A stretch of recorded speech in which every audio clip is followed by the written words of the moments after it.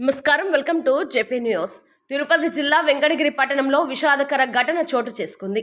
గత 2 రోజులుగా కనిపించకుండా పోయిన ఓ వృద్ధుడు స్థానిక కాలువలో మృతదేహంగా లభించడం కుటుంబ సభ్యులను, స్థానికులను తీవ్ర విషాదంలో ముంచెత్తింది.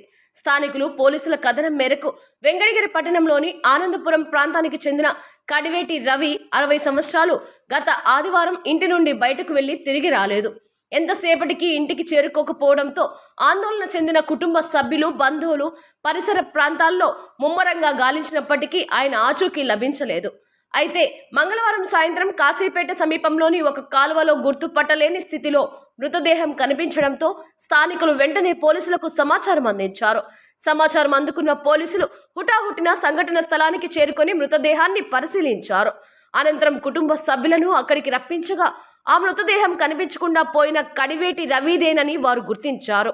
దీంతో కుటుంబ సభ్యులు కన్నీరు మున్నీరుగా విలపించగా అక్కడి వాతావరణం హృదయ విదారకంగా మారింది. పోలీసులు కేసు నమోదు చేసి మృతదేహాన్ని శవ పరీక్ష నిమిత్తం వెంకటగిరి ప్రభుత్వ ఆసుపత్రికి తరలించారు. రవి మృతికి గల అసలు కారణాలపై అన్ని కోణాల్లో దర్యాప్తు చేపట్టినట్లు పోలీసులు తెలిపారు.